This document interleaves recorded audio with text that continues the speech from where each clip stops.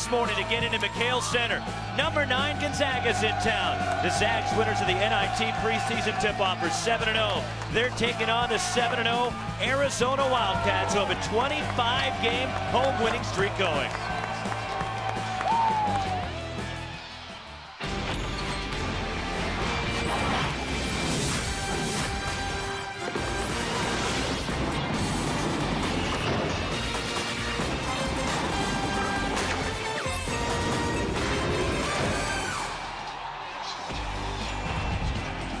Welcome to ESPN College Basketball, part of Jimmy V Week for Cancer Research on ESPN, as we continue our commitment to the V Foundation and Jim Valvano's dream to defeat cancer. McHale Center, the lights are out. This place is rocking for 2 top 10 unbeaten teams here in this early December matchup between number 9 Gonzaga and number 3 Arizona.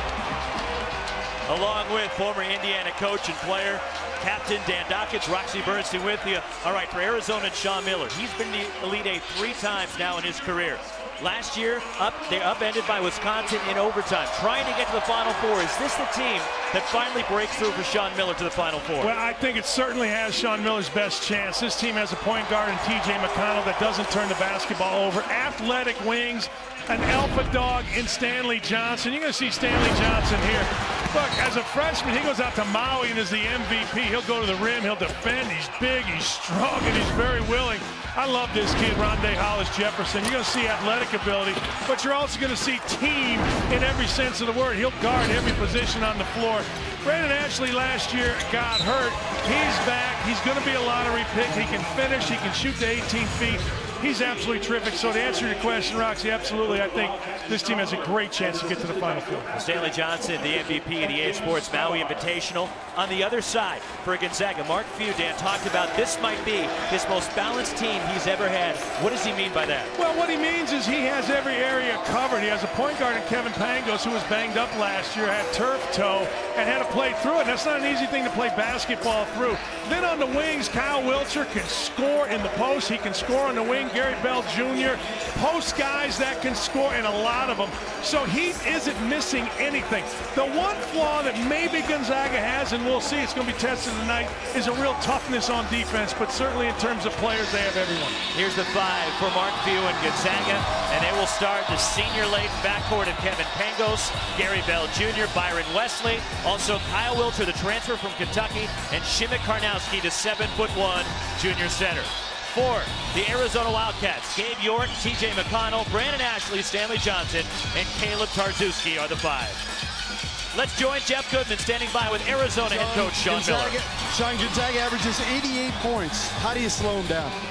Got to keep them off the glass, Jeff, and get back in transition. They're very, very good on offense, and today that'll be a great challenge for us. And what's the key for controlling the tempo? You know, we want to play fast as well. It's just a matter of taking great shots when we do. Thanks, Sean. Good luck. Good stuff, Jeff, from Sean Miller in his 11th year here in 11th overall as a college head coach, 6th in Tucson. And this place is electric, Dan. It's been electric here since I got here. The ball almost hit you in the head. I ducked. I was quick.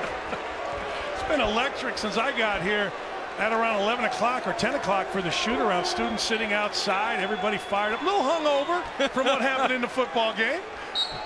Yeah, that football game didn't go so well for Arizona last night, but they're looking for someone to cheer about here in Tucson today. Our officials, Michael Greenstein, working with Deltre Carr and Kevin Brill.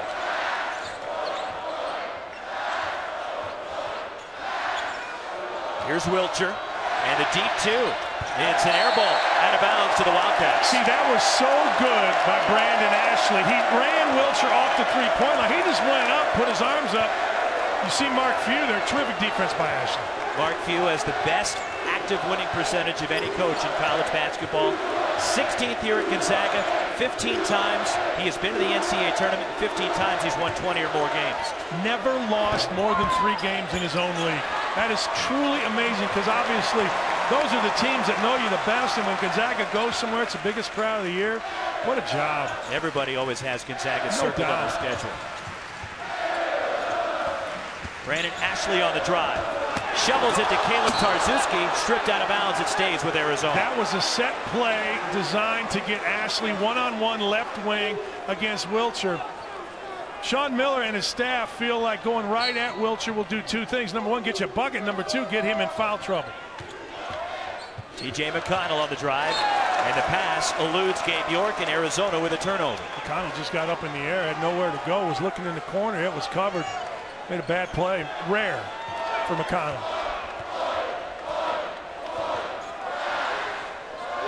So Gonzaga wearing the black, the home whites for the Wildcats. Shimon Karnowski off the feed from Kevin Pangos. Those two guys have that down. That's Stockton Malone right there. Just come off a ball screen, flip it up in the air. And Karnowski, he does not take any time. He just gets rid of it and gets it in. Stanley Johnson, McDonald's All-American. TJ McConnell. Mark Few wanted to travel. Too strong from Gabe York. Gary Bell Jr. the rebound for the Zags.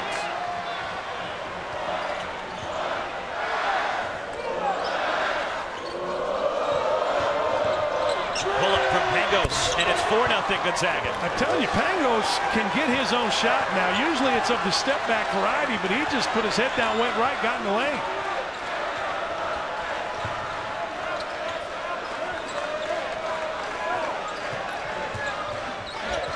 Underneath, Tarczewski. Got it again. Left it short. Karnowski the rebound for the Bulldogs.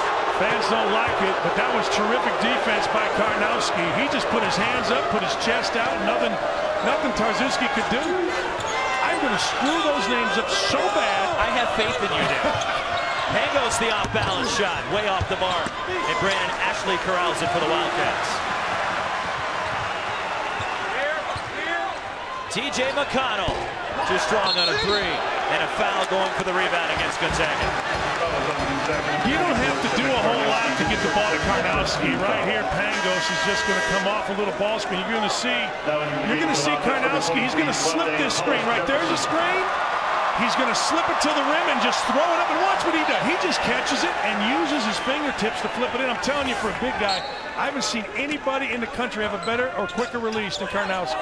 Foul was on Karnowski his first. He heads to the bench as Gonzaga sends in Domantas Sabonis, the 6'10 freshman from Lithuania, the son of the Hall of Famer Arvydas Sabonis, as TJ McConnell breaks the seal for the Arizona Wildcats. Talking to outstanding assistant Joe Pasternak for Arizona, he told me, he said, look, McConnell's our best practice shooter. It's just a matter of him understanding that we're comfortable with him shooting during games. On the drive, Gary Bell Jr. to the basket. Gary Bell Jr. just used a hesitation. And when you hesitate, the defense usually raises up, and that's what Rondé Hollis Jefferson did. When he raised up, Bell went right by him. So Rondé Hollis Jefferson checks in for Arizona. York on the bench now for Sean Miller's. A three is good from Rondé Hollis Jefferson. We're tied at 6. Made 2 all last year, 2 for 10. That's his 3rd make this year, 3 of 8. It's good to see a kid that can't shoot work on it. And a guy who's embraced the role of coming off the bench for Sean Miller. He told his coach, he said, look, let's start York. It's more important to York to start. I'll come off the bench. It'll make the team better. Who does that? Rondé Hollis Jefferson does. Pass deflected. Stanley Johnson the steal. The floater gives Arizona the lead.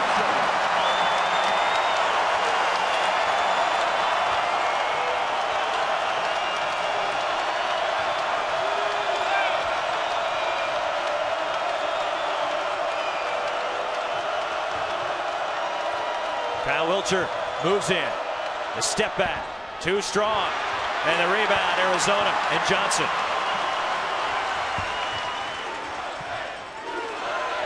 Caleb Tarczewski on the block, on the baseline.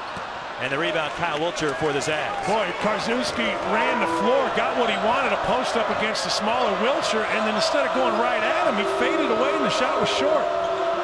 Pull up from Gary Bell Jr. Wilcher on the offensive glass.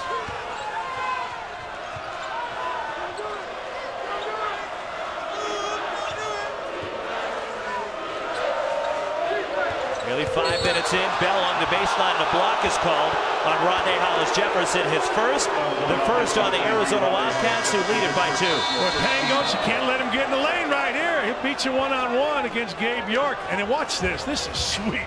This is 6'8", 240 with touch. ESPN's exclusive presentation of college basketball is brought to you by State Farm. For auto, home, life, and banking, get to a better state. And 5-Hour Energy Shots.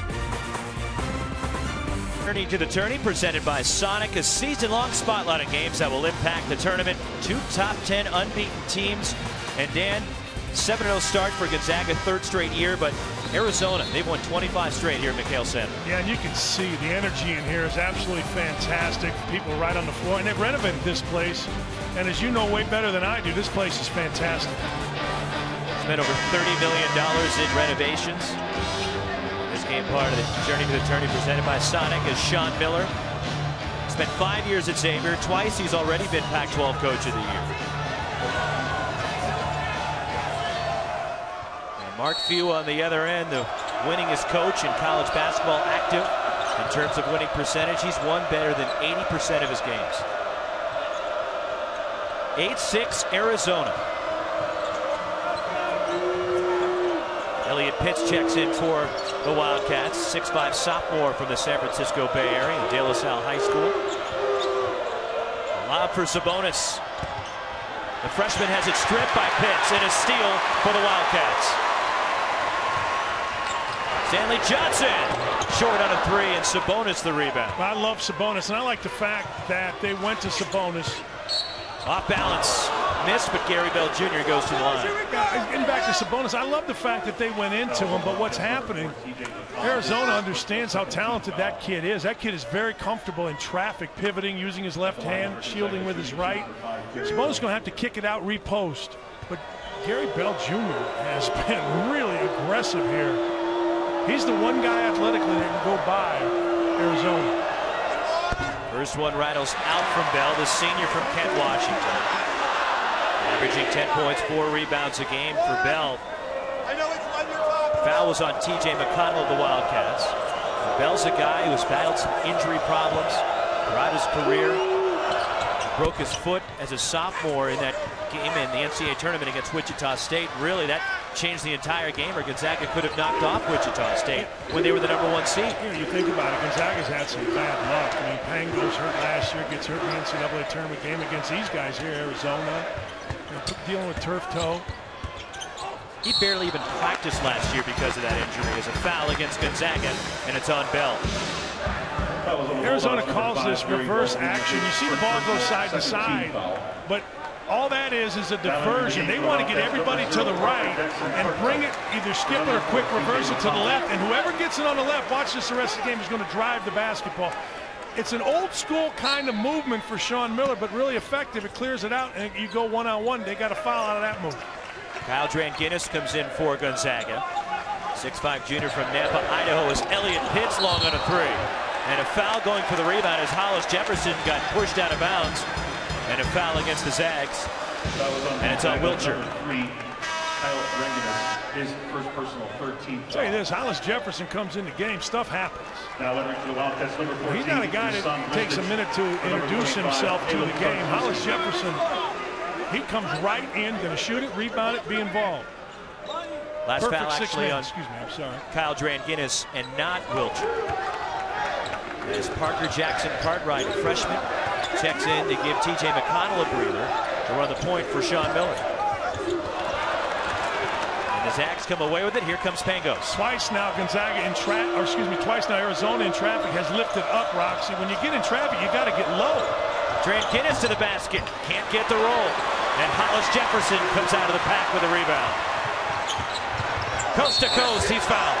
That was a terrific play by Hollis-Jefferson. He influenced the shot defensively, took the ball out in transition, and went and got himself fouled. You see right here, hard back cut, pretty good. Look at Jefferson. He goes and influences, athletic enough to get the rebound, then he leads the break. Now, they didn't really have anything, but he realized we're going to drive Sabonis today. He did it and got fouled. That's terrific. Shimmy from Hollis Jefferson. He knocks down the free throw. 78% of the strike so far for Rondé Hollis Jefferson this year. First foul on Sabonis. So Hollis Jefferson shimmies. Here it comes. And Sean Miller told him to stop it. There's the shimmy. He told him to stop it. He missed 4 straight free throws, and Sean Miller said, "I go back to doing it." If it works, do it. Exactly. No doubt. If it ain't broke, don't fix it. Right. Cats by 2. Dusan Ristic is in, a 7-foot freshman from Serbia for the Wildcats. Karnowski back in the game for Mark Few. They've got to go to Karnowski against Ristic. Open 3, no good from Dranginis. Here comes Jackson Cartwright, the speedy freshman to the basket. Stripped by Dranginis, run down by Sabonis. Boy, what a play. What a play by Dranginis getting back. 2-on-1 break. Ball should have been dropped off. It wasn't. Dranginis made the play. Pangos inside. Sabonis, offensive foul, his second. Watch Dranginis here. He gets all the way back. He's back. He's kind of timing him up. His head is on the ball. A lot of times a ref will just call the spike down. Great officiating. Because right there, he got the ball, it kicked off of his knee, and then he may have gotten armed, but by that time, that's no foul. Great defense. 2-point lead for the Arizona Wildcats, a battle of 2 unbeaten teams that are both in the top 10. Number 3, Arizona. Number 9, Gonzaga. Pass deflected by Dranginis, stolen by Pangos. Third steal for Gonzaga's. Wesley misses the layup, but his foul will go to the line. Boy, that's when Wesley wants back. I mean, I know fans are going to say, "What are you talking about?" You know, he got fouled, he goes to the line, but man, you got a chance for a 3-point play there on kind of a touch foul. You want to complete that and get 3. So Wesley at the line. Elliot Pitts called for the foul, and the graduate transfer from USC, Byron Wesley, who led USC in both scoring and rebounding last year. Wesley, a 76% foul shooter, nails the first. Byron Wesley, 13 20-point games for the Trojans last year. And really, it's a dynamic that Gonzaga hasn't really had in terms of some length and athleticism on the wing, and a guy who can get his own shot and take it to the basket. Now, don't you think, Roxy, that, you know, he's the kind of guy, he hasn't made a 3 all year, but he's the kind of guy that can just score. I mean, he'll be scoring when he's 52 years old, playing in a beer league against whomever. I mean, he just scores. He can just find ways to put up points. He gets past people, he gets in the lane, he understands using his body. Hollis Jefferson, defended by Wesley. Gabe York coming off a season-high 18 points in a win against Gardner-Webb here on Tuesday. Draws a foul, will go to the line. And it's the second on Kyle Dranginis. There's 2 times you shot fake. You shot fake when you get the basketball. As soon as I get it, shot fake. Or you shot fake at the end of your dribble. And you're going to see right here, York makes a little jab step. Now he's going to shot fake, not a little head fake more than a shot fake, and gets himself to the line. Again, he was low, so he could make a little fake. If he's upright, he's going to be off balance, and no one goes for an off-balance fake. Caleb Tarczewski back in for the Wildcats. One more for Gabe York. With that make, now 12 of 15 for the line this year. First point for the junior from West Covina. And the rebound tipped out to Dranginis for the Zags. Long pass ahead, hustling back. TJ McConnell breaks it up out of bounds to Gonzaga. A terrific hustle by the senior. And the first true point guard that Sean Miller has had here in Tucson since he took the job. Yeah, you know, he came from Duquesne. He was a bit of a scorer at Duquesne. He scored over 1,000 points, but here he's asked to distribute, knock in open shots, and be tough. He almost got beat bad there, made up for it. Kyle Wiltshire for 3. And Tarczewski, the rebound for Arizona.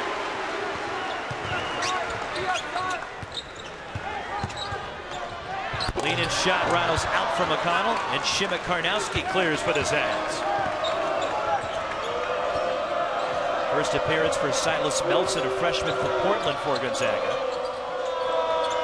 Kid that was probably going to redshirt for the Zags until the injury to Josh Perkins and a broken jaw, and then forced to take the redshirt off Melson, who has now played in each of the last 3 games. First time he touched it in New York City, man, he just loaded up and drilled a 3 like he'd been doing it for 4 years. Karnowski. Shot clock winding down. Dranginis from the corner, missing a 3. And Ashley the rebound for Arizona. McConnell on the drive. Hollis Jefferson. In and out in the three. And the rebound tipped out of bounds by McConnell. It's a Gonzaga basketball. Media timeout. Mark Few and his Zags on the road. Down 2 in Tucson. Arizona basketball would like to thank Cotton, Tucson's plumbing, heating, and cooling headquarters. Number 3 Arizona leads 9th-ranked Gonzaga. 10-8, 11:03 left in the first half. And Mark Few and Gonzaga, an impressive run. So much success in Spokane for Mark Few. His 26th season overall at Gonzaga, 16th as a head coach, but the winningest active head coach in terms of career winning percentage. With more on Mark Few, here's Jeff Goodman. Plenty of people say that Mark Few has underachieved in his tenure at Gonzaga, not getting to the Final Four. But he's gone 15 straight years to the NCAA tournament. Plenty of high-level programs can't say that. In the last decade, Arizona, Syracuse, North Carolina, and Kentucky have all made NIT appearances. Mark Few deserves a lot more credit, guys, for what he's done in Spokane at a mid-major conference. He wins 20 every year and gets the tournament. Line up all those people that say Mark Few underachieved, and you got a line of stupid. I'm just telling you, if that's underachieving, there isn't a coach in the country that wouldn't take that. You know, Mark was offered the Indiana job when they hired Kelvin Sampson. I was talking to him when he turned it down. I said, "Why'd you turn? Do you ever think you'd turn down $1.5 million to coach at Indiana? You turn that down?" He goes, "Yeah." He goes, "I love where I'm at." He goes, I don't have to deal with what a lot of places like Indiana have to deal with their fan bases. We've got great fans. We've got great support. We charter. We do all these different things. So if somebody thinks he underachieved, they're nuts." Shimmick Karnowski knocks the game up at 10. Yeah, this is a good matchup. Karnowski is a quicker, not jumper, but he gets the ball off quicker than Tarczewski can react. So going on the block and either forcing Tarczewski to play one-on-one or forcing a double team is a good move for Gonzaga. Out of the double team, Tarczewski. Shot clock approaching 10. Stanley Johnson for 3. In and out. And the rebound, Kevin Pangos for the Zags. I think Stanley Johnson's doing Gonzaga a favor by playing out on the perimeter so much today. I think at some point in this game, he's going to go on the block, and he's going to whip up on some folks. At 6'7", 245, and the freshman from Southern California.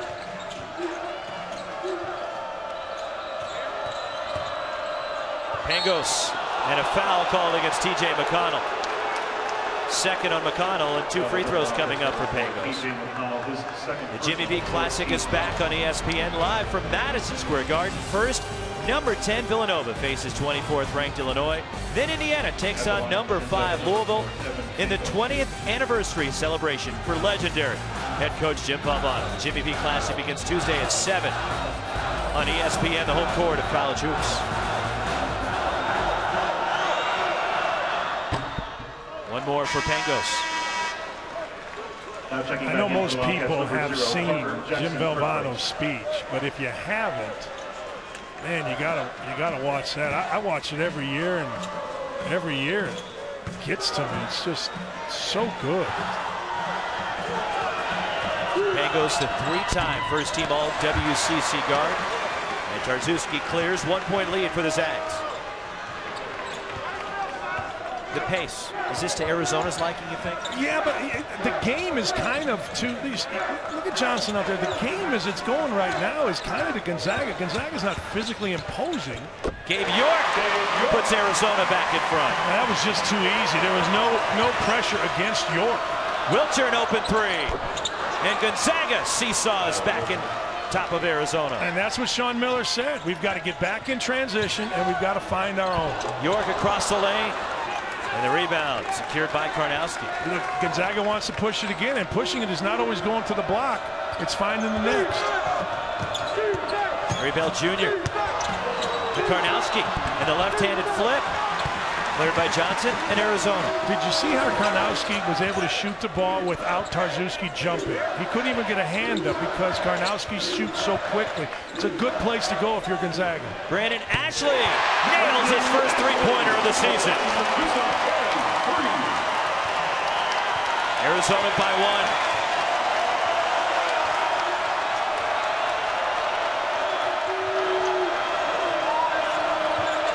Fifth lead change as Wilcher misses. Tipped out of bounds. It stays with Gonzaga. Help Us Beat Cancer. The V Foundation awards 100% of direct donations and net proceeds of events to fund cancer research. Log on to jimmyv.org or call 1-800-4-JIMMY-V to donate.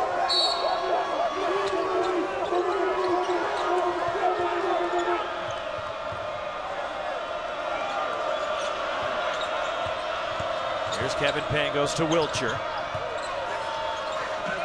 Wesley, the quick burst, and he puts Gonzaga on top.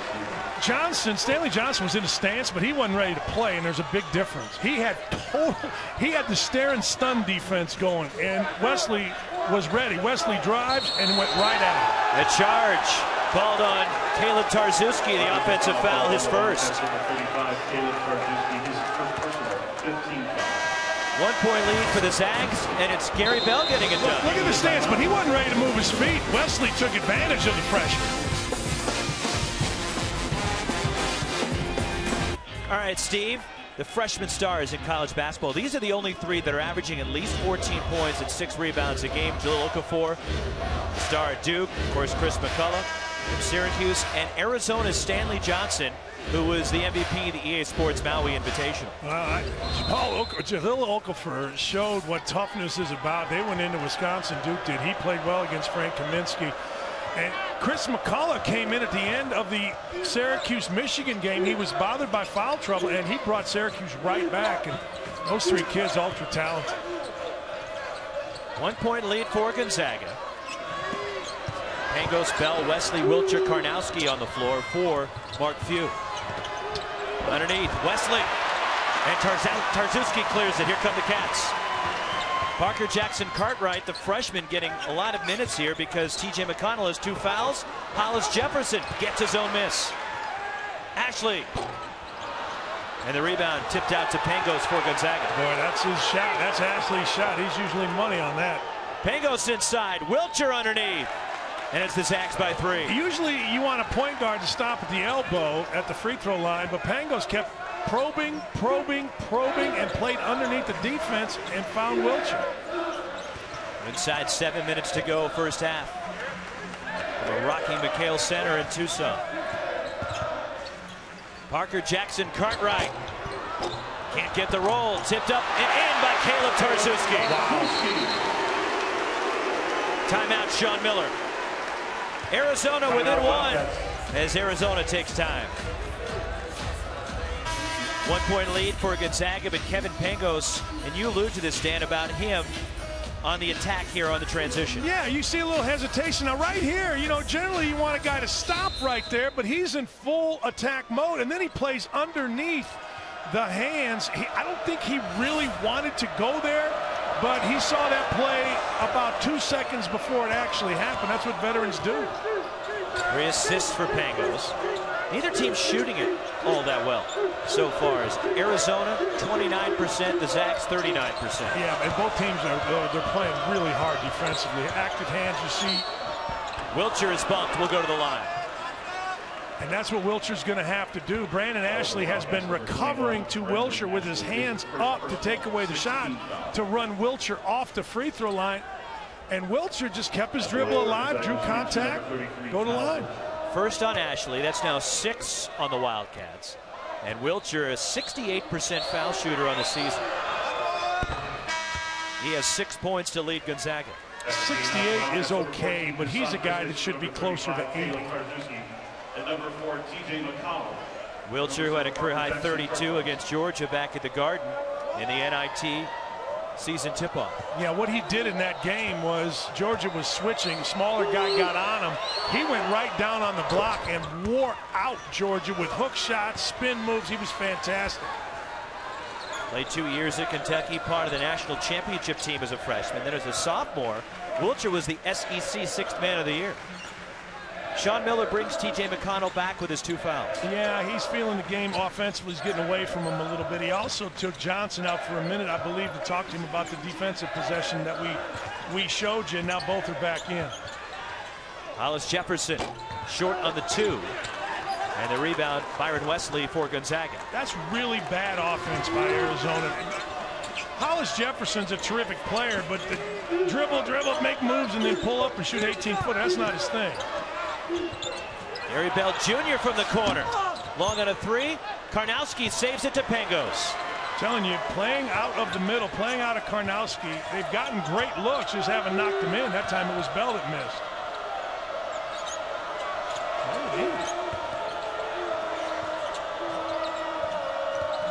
Pangos on the drive. Too strong, and Ashley clears for Arizona. He went right at McConnell with the 2 fouls. Yeah, he did, and that's smart. Don't back up. Stanley Johnson attacks. Misses. And the rebound, Wesley. Here comes Pangos.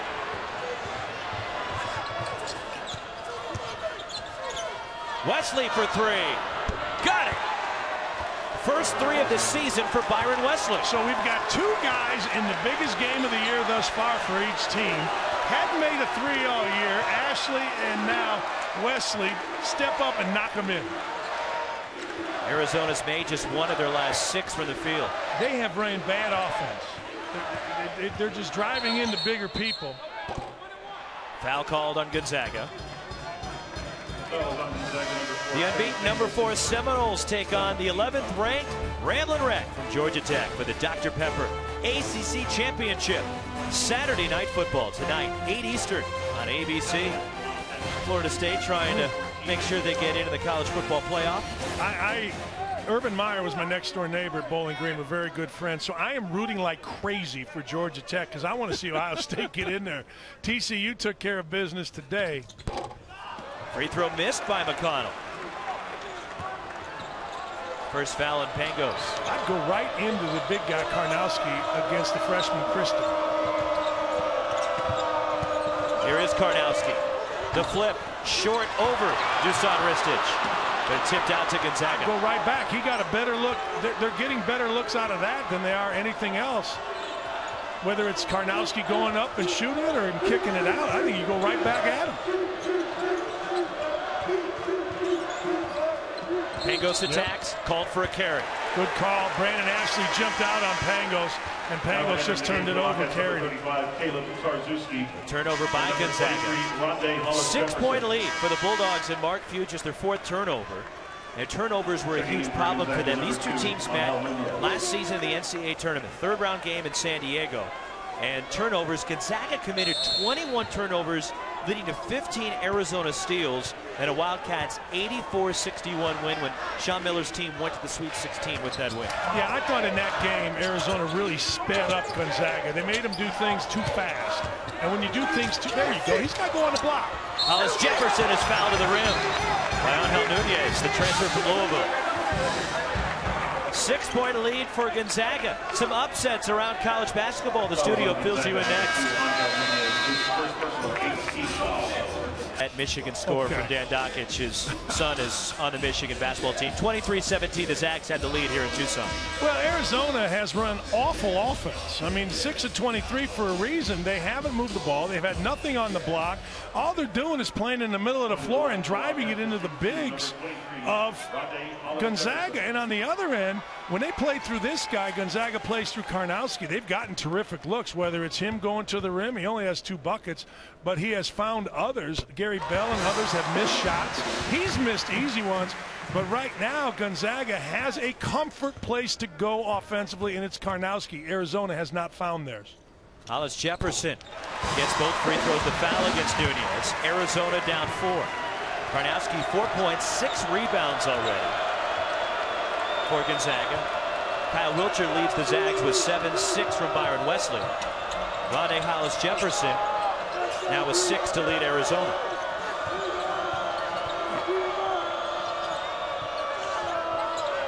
Wilcher has a size advantage on McConnell. Left it short. Again, Wilcher. Short again. And it trickles out to Stanley Johnson. Here come the Cats. Offensive foul. Charge on Stanley Johnson is first. That is a great defensive play. That is part scouting, part toughness. Standing in there against that kid, Stanley Johnson. Watch, they know in scouting that Stanley Johnson's going to go to the rim. They know that right now he's not where he needs to be in terms of decision-making in transition. So Gary Bell just stood right in there and took it. An example of why Gary Bell Jr. is Gonzaga's best defender. Smartest defender as well. I mean, he's athletic, he's experienced, but man, paid attention to the scouting report there. I love the charge in college basketball. I know everybody's down on the charge. The charge is the most selfless play in sports. Gary Bell's about 6'2", 185 pounds. He's going to stand in there against a guy that's 6'8", 240, going full speed. That's selfless. I absolutely love it. I don't understand all the whining about charge, block, charge, whatever. What do you want him to do? Let him go in, lay it in, and root for him? Second foul on Stanley Johnson. Byron Wesley, 1 of 2 at the line. Stunned that you love the charge. I mean, what's not to love? Look here, Stanley Johnson's going. That is a selfless play by Gary Bell. We have too much selfishness in sports. The taking of a charge is selfless, and I love seeing it rewarded. One more for Byron Wesley, the graduate transfer. And he hits both, and a 6-point lead for Gonzaga. Wesley now 3 of 4 at the line. Inside 3 minutes to go until halftime. Got to throw it in. That's a lazy pass by York. He just put it out there, telegraphed it with his left hand, instead of just, hey, stuffing it in, pass fake, and stuffing it in. Watch how lazy this pass is. He just going to take it with a left hand and flip it in there. Well, hey, Ashley's worked like crazy to get the position, reward and make a good pass. Ashley off the inbound. In the first 7 games of the season, Brandon Ashley was 0 of 5 from 3. He's hit 2 in the first half of this game. Arizona within 3.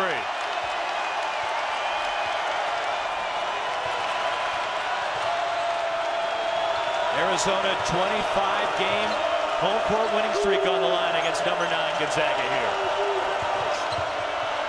Double clutch, and the freshman Silas Melson misses. Here comes U of A. Hollis Jefferson the kick. Elliott Pitts. Tipped out of bounds. Gonzaga basketball. Do you think communication is important in basketball? Watch this. A lot of time to talk. Gonzaga, the ball's inbounded. Nobody talks. Nobody gets to Ashley. Cost you 3. 25-22. Gonzaga leads Arizona. So Arizona 4 of 10 outside the arc. They are 3 of 15 inside the 3-point arc. Because Gonzaga is staying in front of them, and they're having to make shots over people. Nothing is easy. They've created no space, Arizona. Pangos, the kick. Wesley attacks on the baseline. That was terrific. Terrific by Pangos. Just went opposite the screen, blasted past the defender, found the next. 4 assists for Pangos. Wesley leads all scorers with 10. Look what the offense is right now for Arizona. A push way out. Yeah, there's just nothing there. Now you got to start drives way out. And Brandon Ashley's fired up. He's playing. And he knew he had Wilcher, and he went right at him, which is the game plan. Ashley leads Arizona with 8. Wilcher from the corner. Long on a 3. Weak side rebound. Karnowski, his 7th.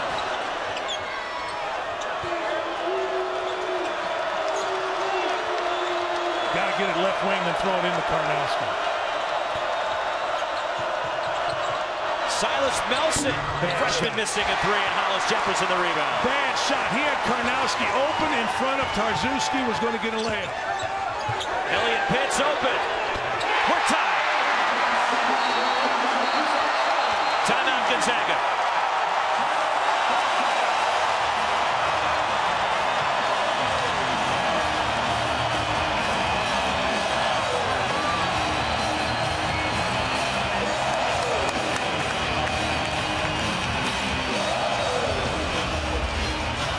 Second timeout for the Zags, but Elliott Pitts off the bench hits the 3 to tie this game up.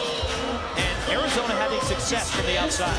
Yeah, all of a sudden, you know, they played a little bit of defense. Bad shot by Gonzaga.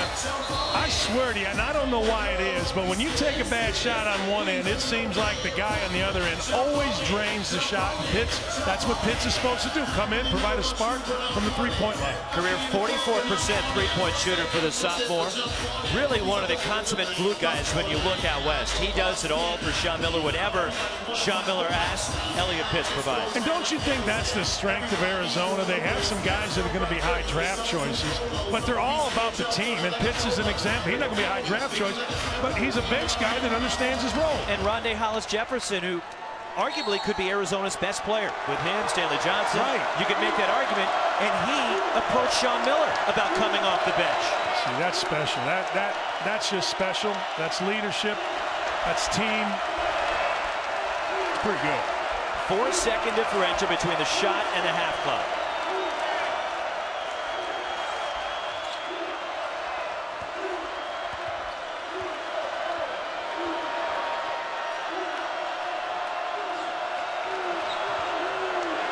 Pangos with 5 on the timer.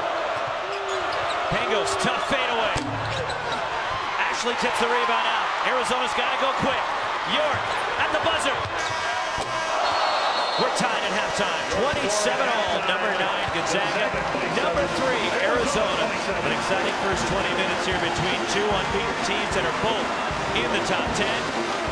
As they go to the locker rooms, all knotted up. Let's join Jeff Goodman standing by with Mark Few.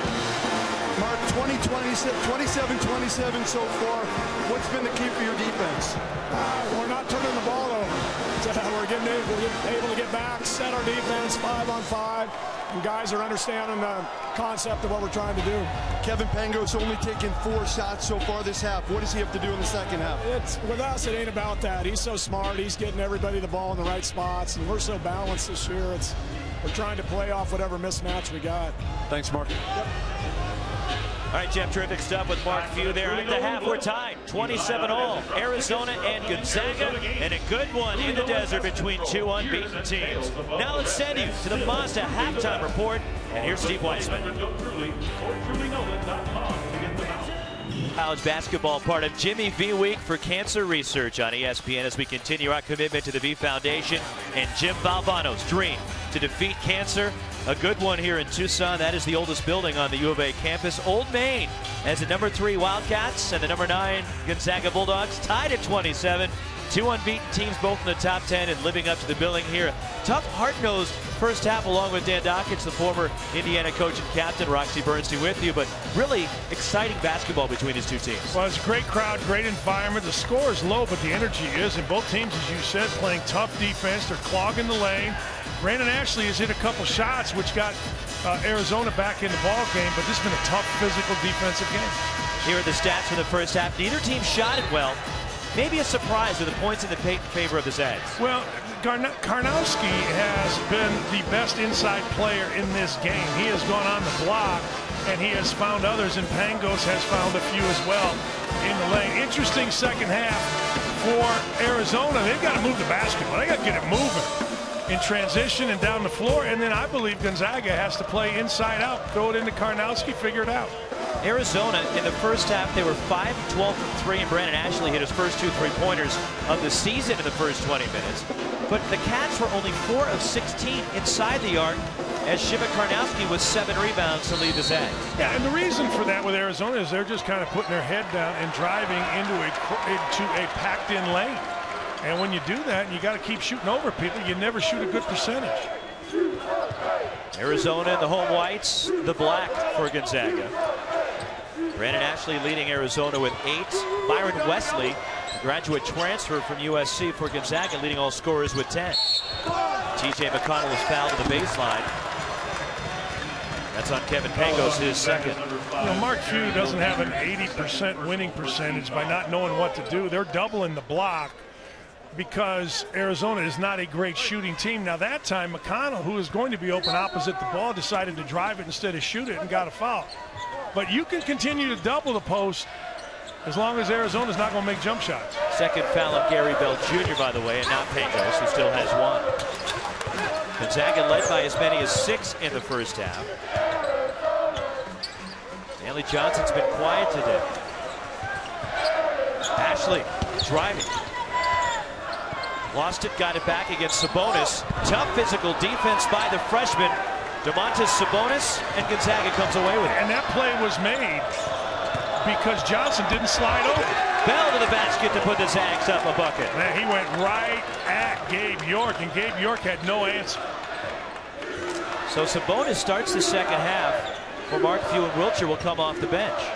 Well, it makes sense to me because I believe Gonzaga wants to play inside out, and that's high-low with Karnowski or Sabonis, and the other one posting up. Harry Bell Jr. from the corner. And the rebound, Stanley Johnson for the Wildcats. Yeah, too quick of a shot. Gabe York was able to influence that shot. A little shot fake. He'd have been able to get past York for the second time in a row. York the pull-up. Ties the game at 29.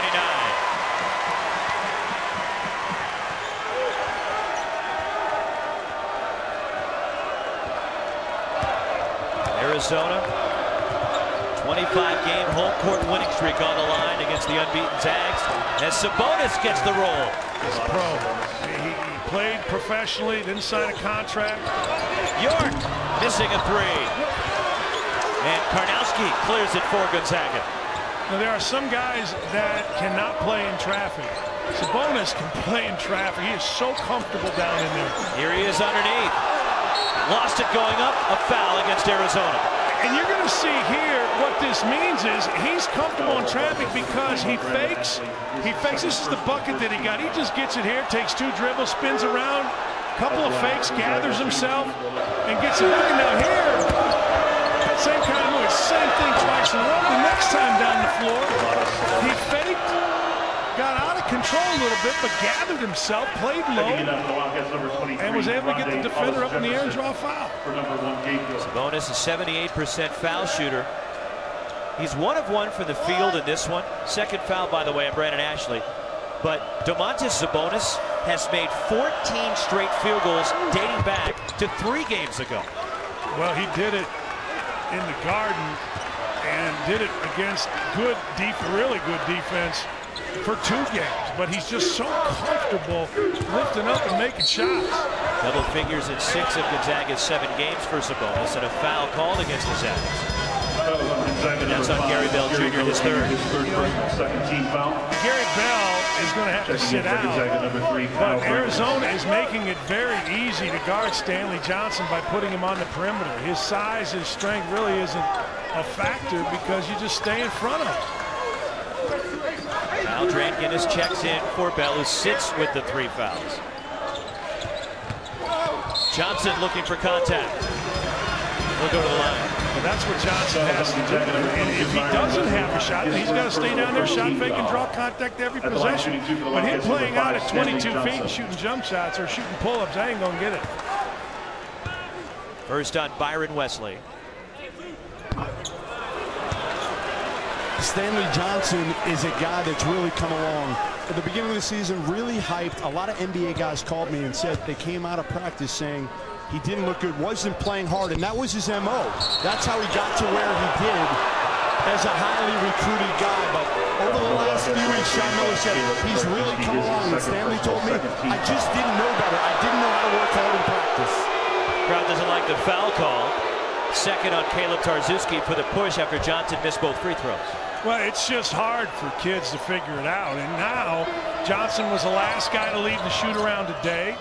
He comes out for 45 minutes with a graduate assistant, works on his game before every game. It's just a process of learning how to play high major college basketball. In practice yesterday, he was the last guy to leave the floor. Getting more shots up. A foul against the Wildcats. Third on Brandon Ashley. And a problem for Sean Miller, so Ashley has 3. And it's a third team foul against Arizona, not even 3 minutes into the second half. Pangos for 3. Drankinis keeps it alive on the offensive end. Boy, the crowd is going nuts because an over the back was called down here, then showed on replay to where it really wasn't an over the back. And then Drankinis just went over the back, no call. I thought both calls were right. Was that high-low? Sabonis. And that's his first miss in 4 games from the field. And Ashley and Sabonis get tangled up and need to be separated. The officials do a good job of quickly getting in between Rondae Hollis-Jefferson and Domantas Sabonis. Well, tempers are going to get heated as the crowd gets heated. And this crowd will get really nuts now because of the jump ball. Jump ball, it belongs to Gonzaga. And there's Sabonis and Ashley going to the deck tied up. You know, I gotta say, when you wrap the guy from behind, this has got to be a foul on Sabonis. I know he had the basketball, but he pulls him down. Fresh shot clock for the Zags, who lead it by 4.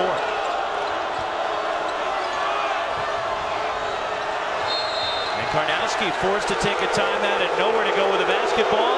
The crowd upset as Mark Few and his Gonzaga Bulldogs lead it by 4 on the road. ESPN's Journey to the Tourney, presented by Sonic, a season-long spotlight of games that will impact the tournament. 2 teams in the top 10. High-level action between Gonzaga and Arizona. The Zags by 4 in a physical contest between these 2 West Coast clubs. You're going to see right here, no call, Gonzaga going over the back. And the next possession, you're going to see right here, Sabonis makes a move, he gets caught, and then he goes over the back of Brandon Ashley.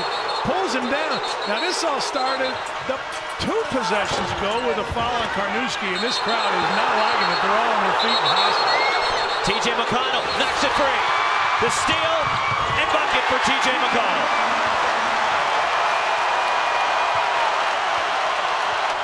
Two-point game. 3rd steal for McConnell.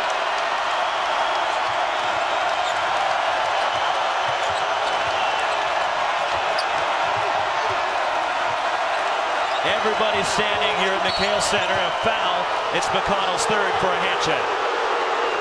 Okay, this is why T.J. McConnell is here to make these kind of plays. He avoids the screen, digs in, and then just beats Pangos to the basketball. This is what McConnell's supposed to do. And man, he got bright red flexing after that. It was terrific. 14 fouls against the Wildcats, but some foul trouble. McConnell and Ashley, 3 fouls each. Ashley on the bench right now for Sean Miller. Karnowski in the lane. Zags by 4. This is where you have to throw it in, because on the perimeter right now, Arizona is speeding Gonzaga up. They're really active and tough, but when you throw it inside, man, it just negates all of it.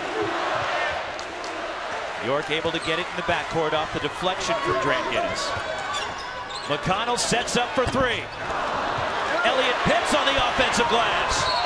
Wave it off. Offensive goaltending. Tarczewski called for an offensive goaltend there. T.J. McConnell, the senior, trying to fire everybody up for the Cats. Man, McConnell with the steal. Now watch this. I love it. College basketball at its best. 5, 3rd-ranked Arizona, 31, 15.5 minutes left in the ball game here in Tucson. Here's your point guard comparison. We talked about this was going to be a key matchup today. Well, T.J. McConnell doesn't have any assists simply because they've done everything off the dribble. 5 assists total for Arizona. Here's Jeff Goodman with more on the matchup between the 2 point guards. T.J. McConnell looked at this as a challenge. He's heard all about the fact that Kevin Pangos is the best point guard in America. He's out to prove that he's right up there with him. The Duquesne transfer had a connection with Sean Miller, who also came from Pittsburgh. He brought him in. Why? Because he felt like he was a pure point guard. And that's what Sean Miller wants. That's what Sean Miller was when he was at Pittsburgh. And he's had more of the combo guard since he's been here in Tucson. Mark Lyons came over from Xavier. You look at Nick Wise, the guys who could score, and passing wasn't necessarily the first option, Dan, but that's T.J. McConnell's MO, is to get other people involved. Yeah, that and get in your face defensively as he's doing right now. He's a tough kid that plays to his toughness. Open look, and Shivik Karnowski rattles it home. How good is he? Pick and pop, knocks it in. 2 straight times they've gone to him, once on the block, and then in a pick and pop, and he's delivered. 8 points, 8 rebounds for the junior center from Poland. Gonzaga has matched their largest lead of the game.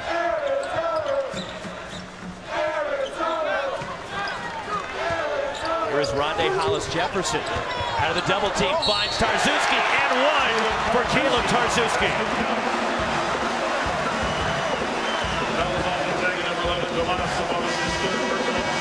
Third foul on Sabonis. Big guys are starting to get involved. A little pick and pop with Karnowski. And then on the other end, Sabonis doesn't get in position after the post up. You see the double come, and you see number 11 doesn't see what's behind him, and Tarczewski takes advantage, slides to the bucket. When there is a post double, the four-man, or the opposite big in this case, Tarczewski, is supposed to get to the front of the rim. He got there. Sabonis didn't get where he was supposed to be, which is also the front of the rim, so Sabonis has to sit. 3 fouls now on Sabonis. There's Kyle Wiltshire in the game, so it's Pangos, Dranginis, Wesley, Wiltshire, and Karnowski for Gonzaga. Arizona counters with McConnell playing with 3 fouls. Stanley Johnson, Hollis-Jefferson, Ashley who has 3 fouls, and Tarczewski. This is what makes Arizona such a good defensive team. You can put Brandon Ashley on a guy like Wiltshire who can play inside and out, and you're not giving up anything in the block in terms of size or nothing on the perimeter in terms of quickness. And Hollis-Jefferson guarding Pangos. Wiltshire inside. That's the best move I've seen Wiltshire make since the Georgia game, when he did exactly that. Set a screen, dove onto the block, and went to work with his skill. McConnell. Deep 2 from Ashley. Way off the mark, and Karnowski the rebound. Zags working on a 5-point lead. Just over 6 minutes into the second half. If you're Gonzaga, you got to play out of the post here.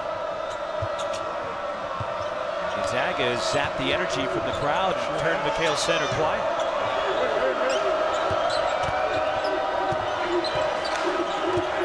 Wiltshire backs down Ashley. The running hook.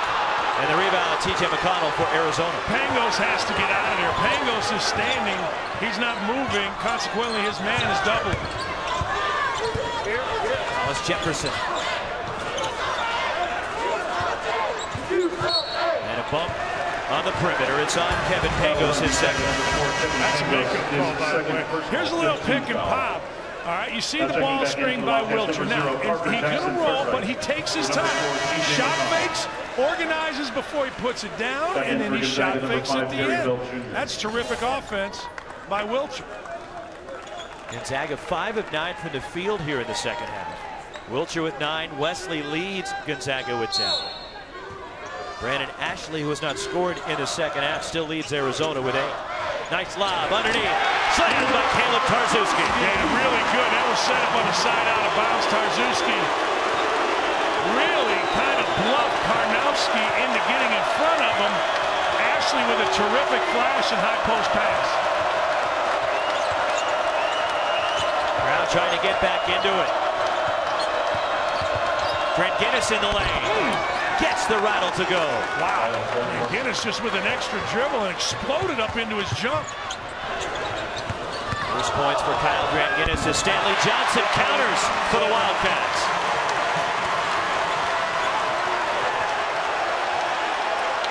(41-38) Gonzaga.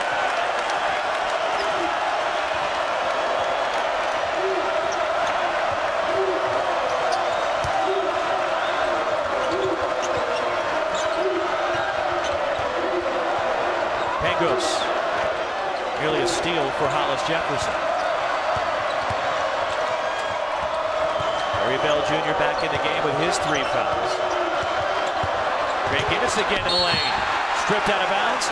5 on the timer for the Bulldogs. Boy, they had Wiltshire twice off of ball screens. Didn't find him at the top of the key. They keep running that action. Look for Wiltshire to get a 3 at the top.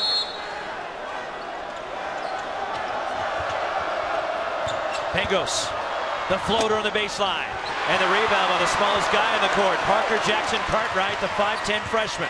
He goes coast to coast and scores for the Wildcats.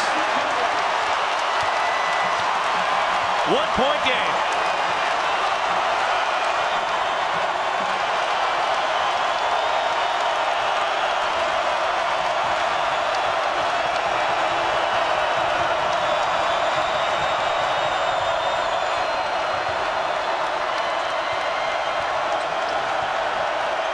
Wiltshire Shot clock at 10. Bell gets by Johnson to the basket. Off the window and in. Boy, Bell just put his head down on the second dribble and just blasted his way to the bucket with a terrific left-handed finish. Tarczewski on the block from the baseline. Gets it over the 7-1 Karnowski. Well, that's a tough shot. Right shoulder, he turned, hit it going to the baseline.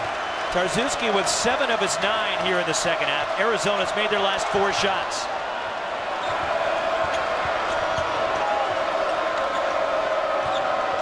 Bell Jr. The kick to Pangos. Wilcher for 3. Dranginis hustles, but he fouls Hollis Jefferson. Third on Kyle Dranginis. Hey, first thing you have to do in transition defense is guess what? Stop the ball. Wilcher relaxes. Jackson Cartwright keeps going, and this game is heating up. Gary Bell right there. Puts his head down, goes through, left-handed finish. Game's heating up, people.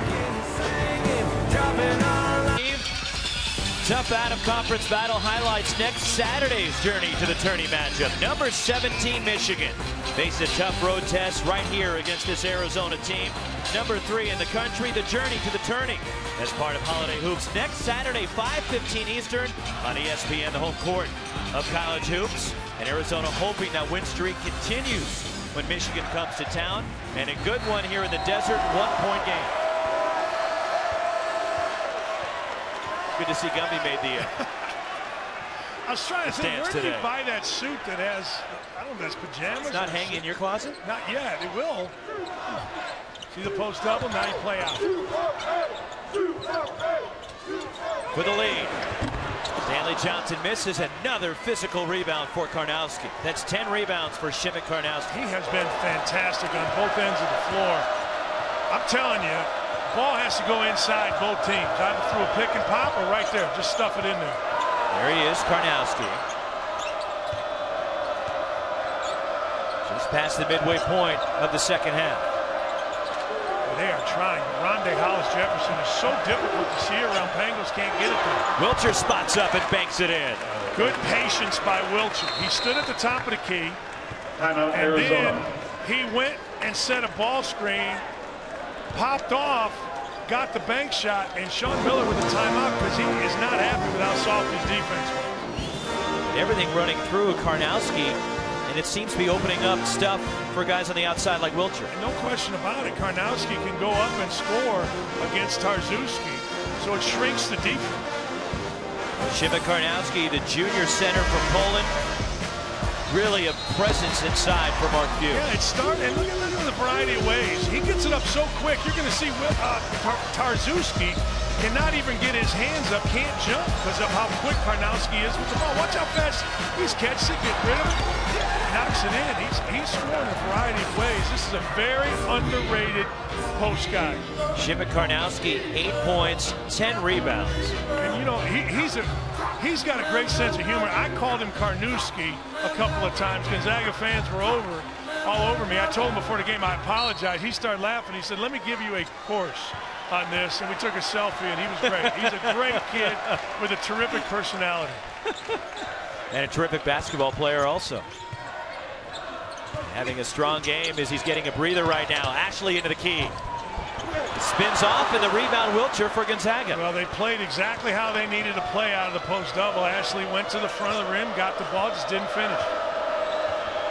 Now, with Hollis Jefferson guarding Pangos, how does that affect everything for Gonzaga's offense? A couple of things. Now, you see they've switched. They are not allowing, they being Arizona, the ball to be fed by Pangos because of how long they are, so it's forced them to reverse the ball in this case and play out of something else.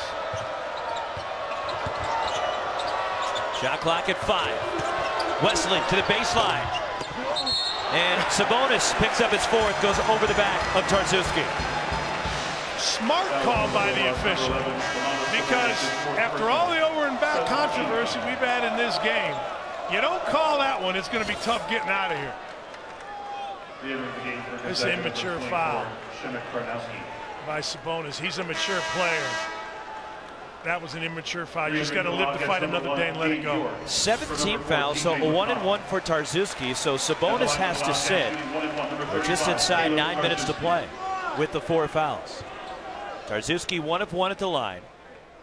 Struggled from the line so far this year after a 76%er last year. One more coming. You know, for this particular game, through the course of the season, Sabonis is going to be huge. But for this game against the defensive pressure they're facing, this is the best lineup right now. Wilcher at the 4, Pangos, Wesley, and Carr. Or Bell, excuse me, I want to call Carr. Bell Jr., this is the best lineup that they have offensively. Caleb Tarczewski makes both. He leads Arizona with 11. It's a 1-point game again.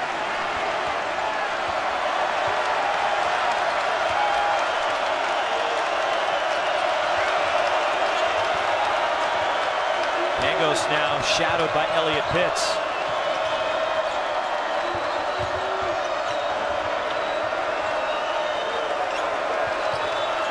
Byron Wesley. Shot clock inside 10. Shimmick Karnowski, the kick out. Bell fires. 3 for Gary Bell Jr. Bell didn't stand. Bell was in the left side, and instead of standing, he flashed to the open left side wing. Karnowski found him. Great play by both Karnowski and Bell. First 3 for Bell, is shooting at 46% outside on the season. Hollis Jefferson lost it. Here comes Bell. Fouled is Gary Bell Jr. And he'll go to the line to shoot a pair for Gonzaga's a chance with a couple of free throws to go up 6. 4-point lead for the Zags here in the desert. That's a full day. That's a heck of a day.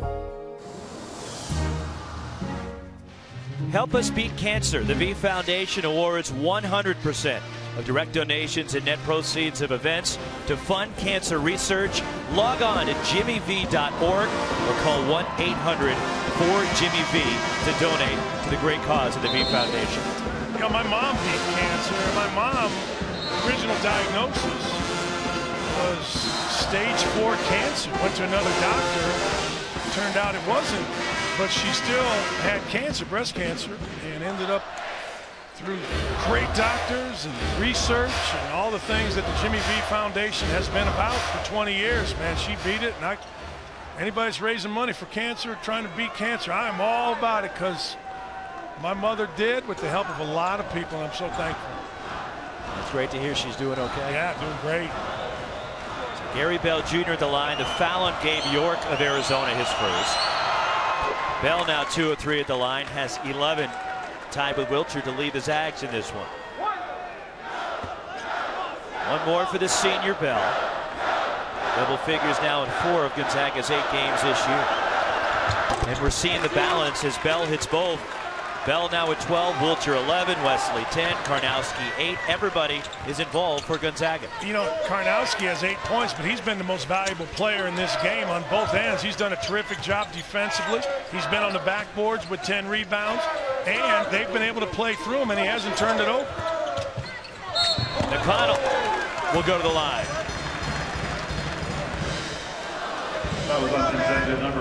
Third on Kevin Pangos. 7.5 to go. In talking to the coaches for Arizona, they feel like Stanley Johnson is really comfortable playing in traffic in the middle of offense, zone or man-to-man. And I got to believe, maybe not today, but I got to believe at some point during this season, late in the game, he's going to be their go-to guy down on the block or kind of in the mid-post, the Bonzi Wells off the block area. 25-game home court winning streak on the line for Sean Miller. And the Wildcats in just 4 points from Johnson today.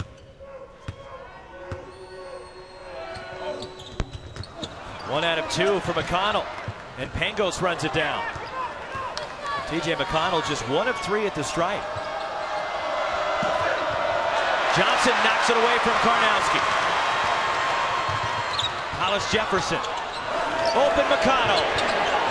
Short on a 3, but Hollis Jefferson keeps it alive. He gets the roll. 8 for Rondé Hollis Jefferson. Arizona back within 3.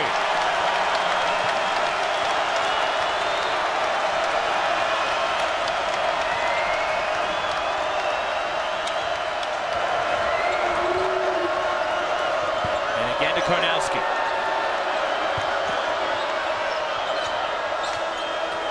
Gary Bell, when he passes, got to get out of it.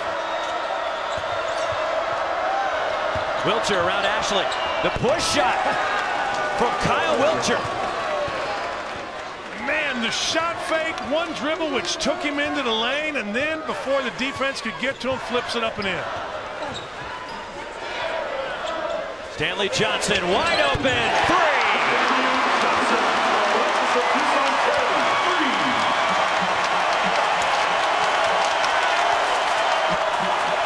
2-point game for the Zags. 6:15 remaining here in Tucson.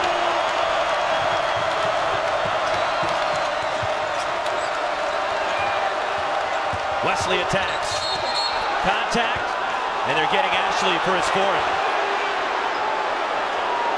Ashley did not see the ball coming at him. Stanley Johnson got out and got in a great stance and put heat on the ball handler. Ashley, watch Ashley here. He turns his head. He doesn't really see it. Then at the last second he does. And good call.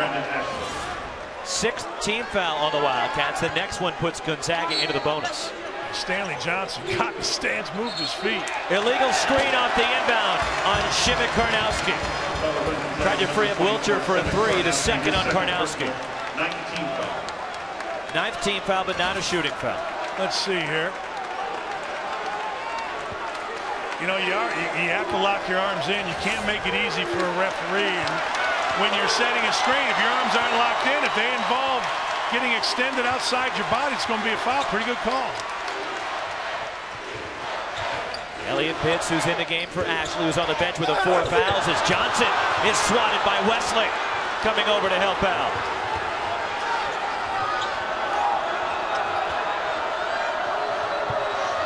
Gonzaga team that averages 88 points a game, which is 52, yet they lead it by 2. And Pangos makes it 4 with the spin off the window. Pangos just got low, got underneath Johnson, got to the rim, and that's just a dude that's played a lot of hoops to make a shot like that at this particular time.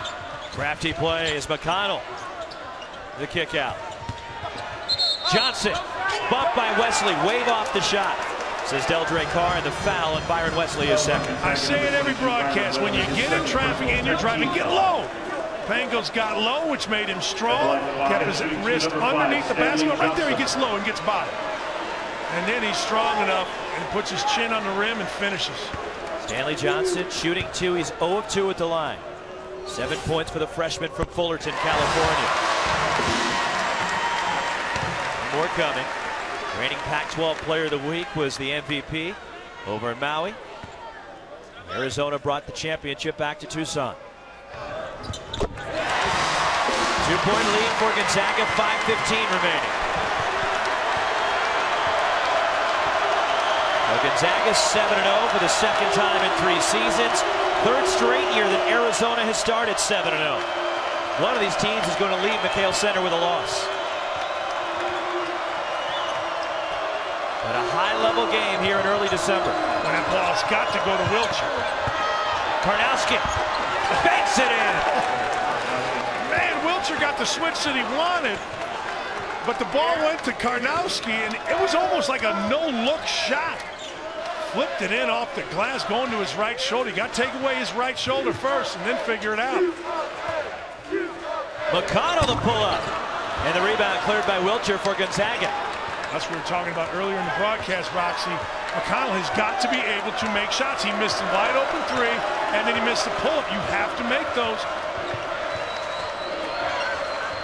Gonzaga, the last time a win versus a top 5 team back in November of 2006. They knocked off number 2 North Carolina. Pangos spins off. Wilcher the putback. There was the switch. They did the same thing on the other side. Pangos got the shot because Jefferson and McConnell got confused, didn't talk.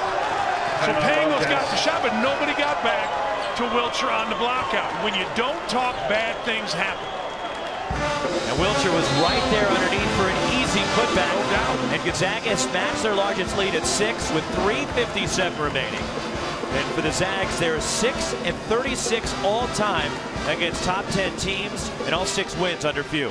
Hey, Wilcher right here, he's going to set a screen. he's going to take his time. Here's a little package on Wilcher. He went to the block, went to his left shoulder with a hook, and then here a little pick and pop off the ball. Oh, sorry. That was him setting the ball screen, and then here a little shot fake in the lane runner.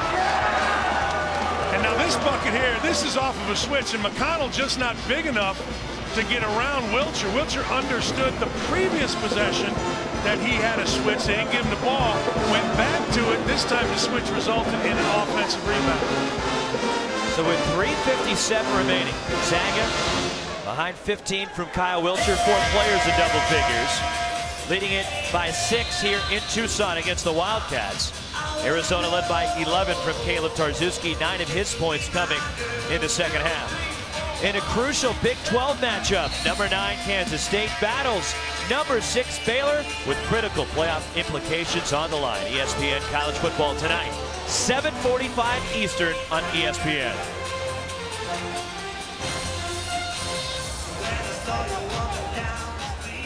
We were just talking about Kyle Wilcher, and Dan, here's how he's gotten it done today against Arizona.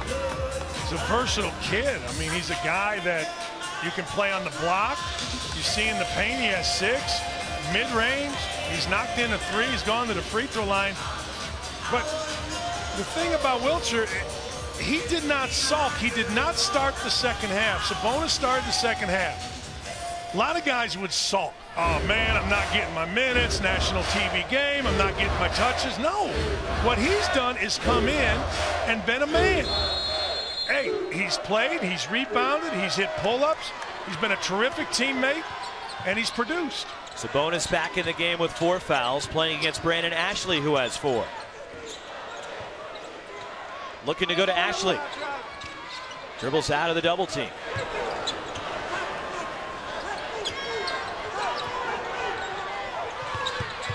To Johnson. Goes baseline. That's right. And a foul against Wesley. That's what I've been calling for all game. I'm telling you, there is nothing, and I mean nothing, Gonzaga can do when Johnson goes on the block.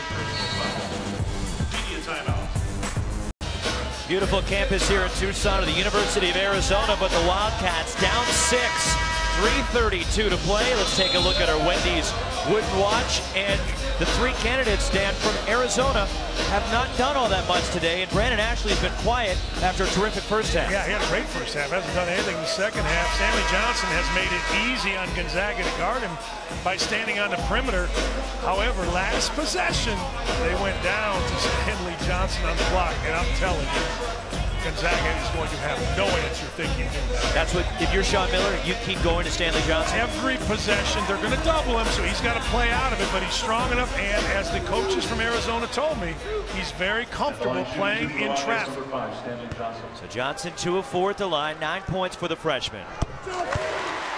One more coming. Double figures now at 10. Double figures in each of the last 7 games after just 8 in the season opener. A win for Arizona against Mount St. Mary's. And he pulls the Wildcats within 4. You know, there are just some guys, and he may not later on, but you can tell he's one of those guys, Stanley Johnson, that loves the big moment, loves the last 4 minutes. Little token pressure now for the Wildcats. Yeah, that's because Sean Miller, if he's going to go down, he's going to go down playing the kind of defense that he wants to play, which is very aggressive. Gonzaga 62% for the field here in the second half. Sabonis attacks Ashley. Wesley from the weak side has it blocked by Ashley. Here come the Wildcats. Ashley moves in. Spins in for Brandon Ashley. First points of the second half. Arizona within 2.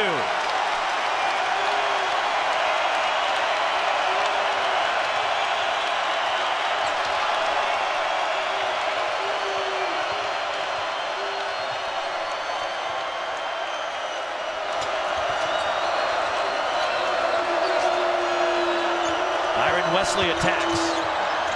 The dump off. Sabonis is fouled. It's on Hollis Jefferson, his second. And Domantas Sabonis to the line.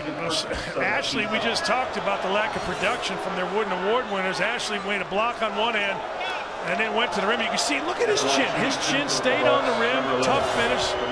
But he was able to get it over the front of the rim because his chin was on the rim. Sabonis Shooter's touch, now 3 of 3 at the line, 5 points. Off the bench. Started the second half for Mark Few. And he hits both, and the Zags are up 4. Mark Few has won 80% of his games, so he knows what he's doing. But man, Wilcher not in this game is a bit confusing in the last 4 or 5 minutes.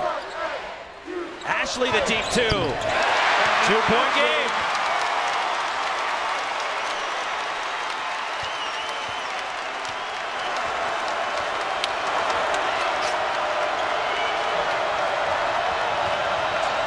Here's Pangos.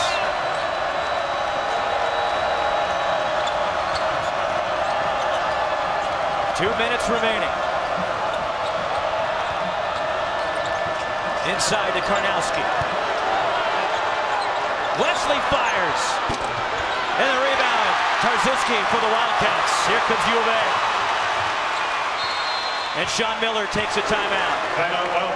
2-point game. Number 9 Gonzaga leading number 3 Arizona. Along with Dan Dockich and Jeff Goodman, Roxy Bernstein with you from the Kale Center in Tucson. And we talked about Brandon Ashley not doing much, Dan, here in the second half. He's certainly gotten into the action the last couple of minutes. You know, this start after a block, he doesn't respect Sabonis. Like, Sabonis is there, but he knows he's just a freshman that's not a good defender. And he just stared him down, you see right there, as he was coming back. That's one of the reasons I thought Wilcher should be in the basketball game. Gonzaga by 2 with more. Here's Jeff Goodman. I was here last year when Arizona played Oregon, the game after Brandon Ashley was out for the season. And Brandon Ashley told me he probably would have been gone to the NBA had he not suffered that season-ending foot injury. Comes back, hasn't played great up until this game in spurts. He got injured in a game at Cal last February, and Arizona was 21-0. And then Ashley went down, and they pieced it together without the rest of the way, and of course had the tough, heartbreaking loss in overtime to Wisconsin in the Elite Eight. 6-2 run for the Cats.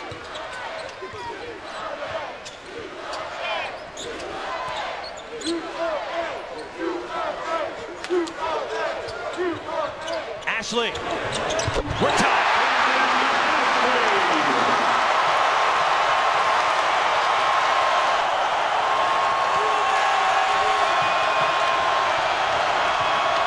Mark Few takes time, but Brandon Ashley has stepped up his game here down the stretch.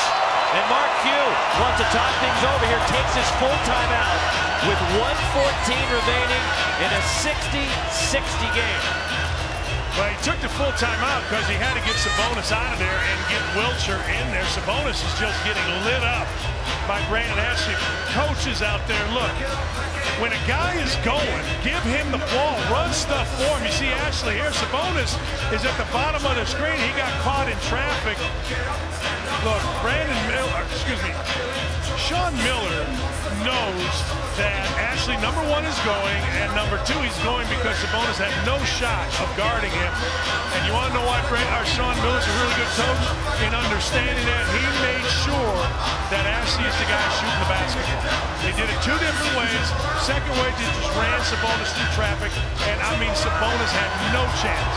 None. Zero. The Jimmy V Classic is back on ESPN, live from Madison Square Garden. First, number 10, Villanova faces number 24, Illinois. Then Indiana takes on number 5, Louisville, in the 20th anniversary celebration for legendary head coach Jim Valvano. The Jimmy V Classic begins Tuesday at 7 Eastern on ESPN, the home court of college hoops. 1:14 remaining, and McHale 60-60. Arizona has their full timeout left. Mark Few has 2:30s remaining. Wildcats in the double bonus, while Arizona's committed just 7 personal fouls. On a tie-up, it goes to Arizona. Sabonis with 4 fouls, Wesley with 3, Pangos 3. While Arizona, Ashley playing with 4, McConnell has 3, and Arizona's 25-game home winning streak on the line.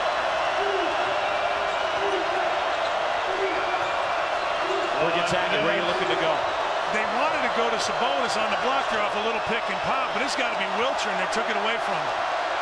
So Karnowski on the bench. Pangos with 5. Has it stripped by McConnell. 11-second differential between the shot and game clock, and Sean Miller takes his last timeout. Two things. Number one, I'm shocked that Karnowski wasn't in the game right there. They tried to go to Sabonis, but he just got swallowed up by Ashley. I'm shocked. Now, Karnowski's coming back in right now, but offensively, Karnowski was the only guy. And now the other thing, if you are Archie Miller, you see right there, he's just going to get the strip right there by McConnell. But originally, that play was looking for Sabonis, and he had no chance. Look at the hands right here by McConnell. That's why McConnell's here. He's not here to knock in 20, although he needs to make open shots. He's here to do this. Fight over screen, keep his feet moving, show his hands, and then take it from the All-American Tango. 40 points, 6 remaining. Karnowski back in the game. Wilcher out for Gonzaga. If I'm Archie Miller, I keep calling him his brother, Sean Miller, I am going at Sabonis. Whoever he is guarding, that's who I'm running the play for and is going to get the shot here. They both were terrific point guards that make outstanding head coaches. Right, right. Both have done a great job, right. Arizona has not led since 8:42 remained in the first half. Stanley Johnson spins into the key. And a walk is called. And Gonzaga will have the last crack at it. Checking back into the Wildcats, number 24, Elliott. That play was set up to get Stanley Johnson going downhill. You see right here, he comes out. But look at the defense. Two guys just standing in there, the two biggest for Gonzaga. Again, going at Sabonis with Ashley is the move offensively. Karnowski is out. Wilcher back in.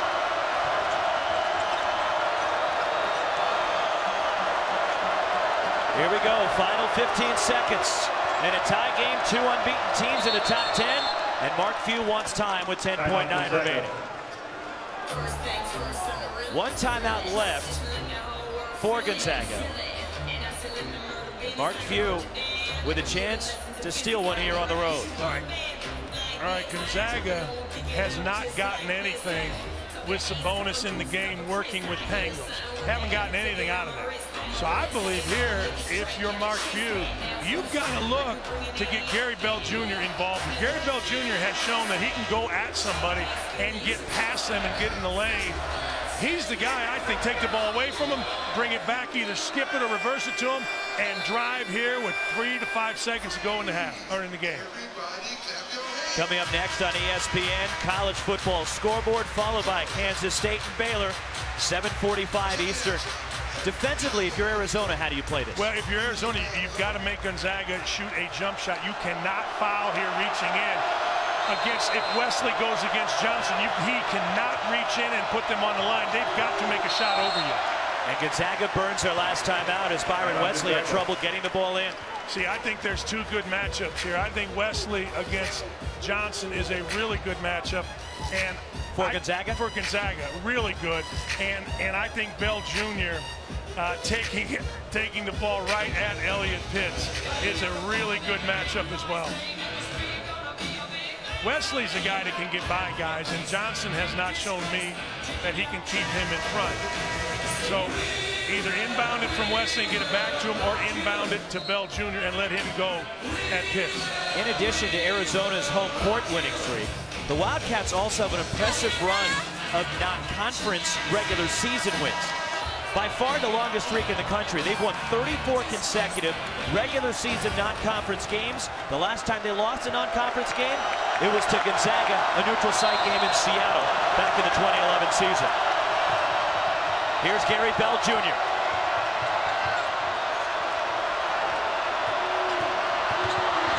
Bell off balance, tipped out by Hollis Jefferson. 1.4 remaining for Gonzaga. Yeah, that's what they did. They went to Gary Bell. And give Arizona credit, give Pitts credit, man. He stayed right with him and forced a bad shot.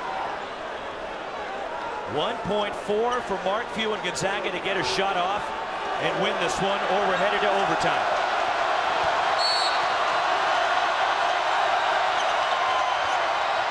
Wilcher for the win. We're headed to 5 more minutes here in Tucson. That's the way this game should go, right? No question about it. It's too much fun to only go 40 minutes.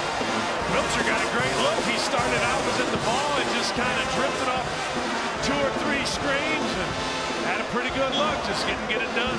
Here's one last look at that chance for a game winner for Wilcher. Yeah, Wilcher, you see, really nice play by Pitts. Wilcher kind of started opposite, just kind of drifted. You see he's on the left side, just kind of goes through Sabonis. And Pitts made a nice move coming over to help. And the reaction from the Gonzaga bench, they thought it was going down. And on the other end of the court, Sean Miller's squad. And the jubilation knowing they've got another chance. We're going extra 5 more minutes, overtime in Tucson between number 9 Gonzaga, number 3 Arizona, and a game where Arizona hasn't led since just past the midway point of the first half. Gonzaga leading for the majority of the second half, Dan, but Arizona hung in there and they found ways to chip away.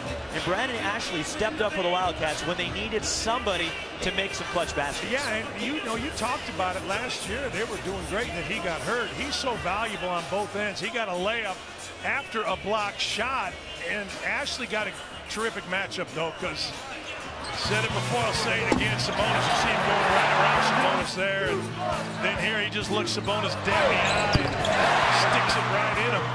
And then he comes off a couple screens, and Sabonis cannot get through. So credit Ashley and credit Sean Miller for understanding the matchup and going right at it. So a 60-60 game. We're headed overtime, but first we're headed to the studio, and here's Reese Davis.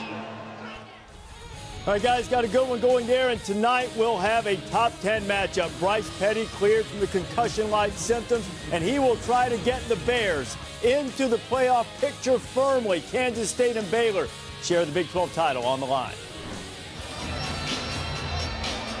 All right, Reese, a lot on the line here in the desert. I know it's only early December, Dan, but these are the 2 premier teams when you look at West Coast basketball. I know Steve Fisher and San Diego State, they've done a tremendous job, but for the last number of years, Lute Olson to Sean Miller, what Mark Few has done, taking over from Dan Munson, Dan Fitzgerald before him, these programs have achieved so much on the floor, and believe it or not, this is only the 6th all-time meeting between these 2 teams, but every time they hook up, it seems we're treated to a great game, and here's another one. Yeah, and think about this, somebody's going to get number 1 seed out west, probably going to come from one of these 2 teams. So, you know what? This is a big game, even though, as you said, it's the middle of December. And in the pod system, you want to play close to home if you can. This game's huge. DJ McConnell, Stanley Johnson, Rondé Hollis-Jefferson, Brandon Ashley, Caleb Tarzinski for the Wildcats. Johnson. First possession of overtime. Kevin Pangos, Gary Bell Jr., Byron Wesley, Kyle Wilcher, Shimmick Karnowski for the Zags. Shot clock at 5. McConnell banks it in straight on.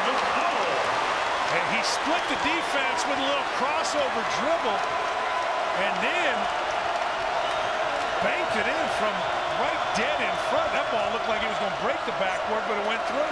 First lead for Arizona since they were ahead 15-14 with 8:42 left in the first half. Got to go inside. Got to play through him. Karnowski. Gary Bell, and he throws it away.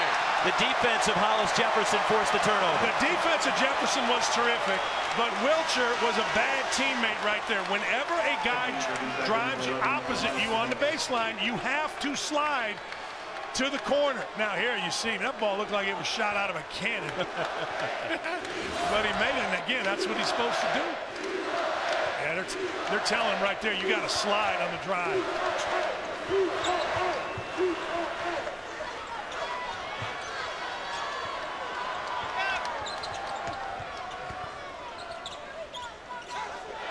I'm telling you, the ball had to go into Sabonis there. Excuse me, to Ashley there against Sabonis.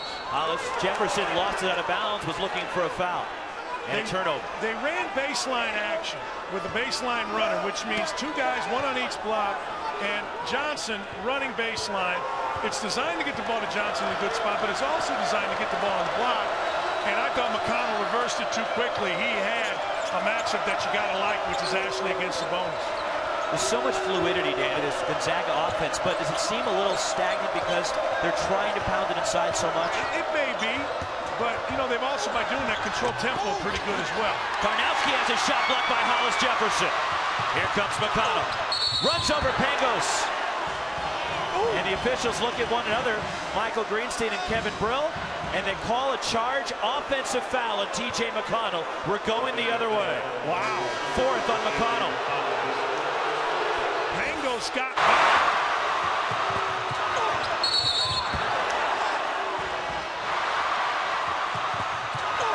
I don't mind the call.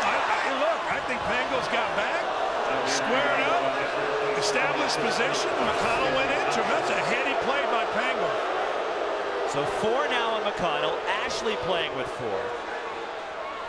3:01 left in overtime on the other side. Sabonis has 4. Wesley and Pangos, Gary Bell Jr. 3 apiece. Only points in overtime by Arizona. Wesley, we're going the other way, another charge.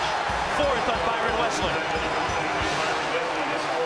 What a play by Karnowski.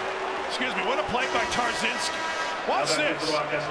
He comes over, establishes, and a lot of times, what a great call, because a lot of times if an offensive player jumps to a guy's shoulder, right here, he jumps to the shoulder, a lot of times that's called a block just because. It doesn't matter where you hit him. If the guy's set and you hit him, it's a charge. I love it. McConnell. He has all 4 points in overtime. And the Cats have their largest lead of the game with 2.5 to go in overtime. Timeout, Gonzaga.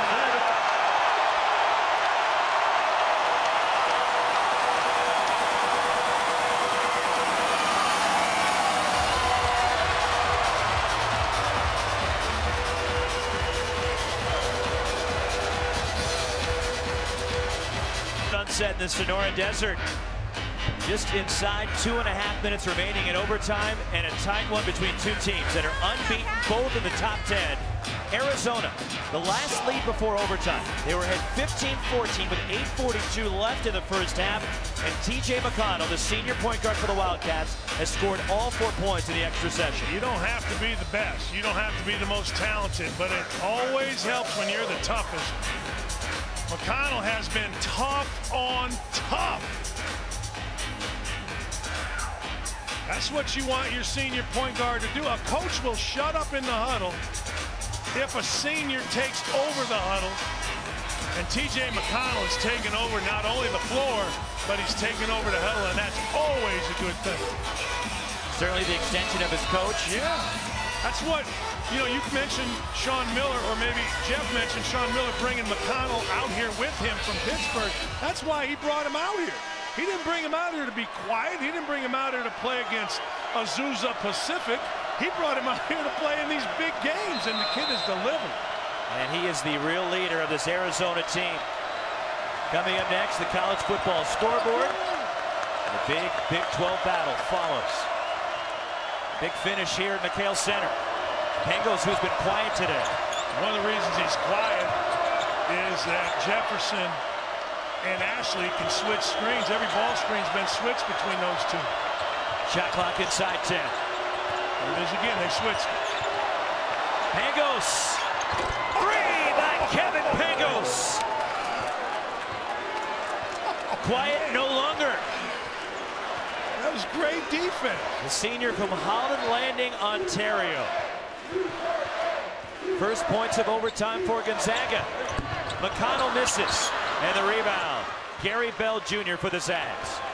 McConnell's been great, but that was a little quick. He can get that shot anytime. You've got to explore Ashley against Sabonis or Ashley against Wilcher, either one.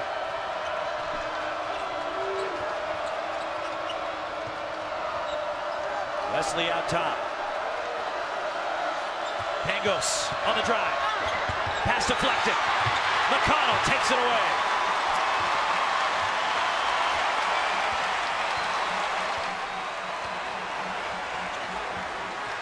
Arizona with the ball and a 1-point lead. Approaching 1 minute left in overtime.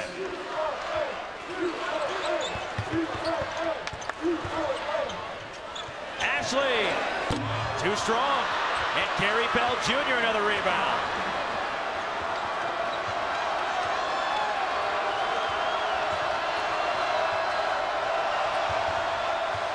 A 15-second differential between the shot clock and time remaining in overtime.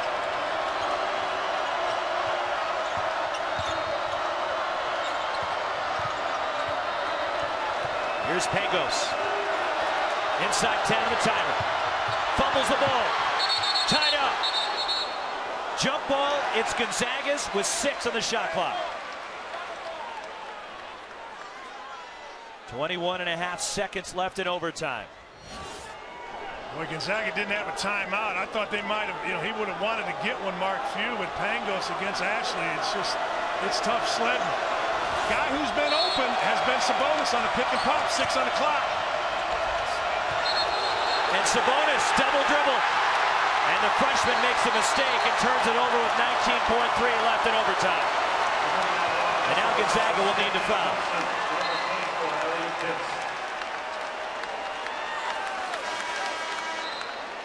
Angel Nunez comes back in for Mark Few, and associate head coach Tommy Lloyd right there with him. Kyle Dranginis also comes in. Second turnover for the Zags here in overtime.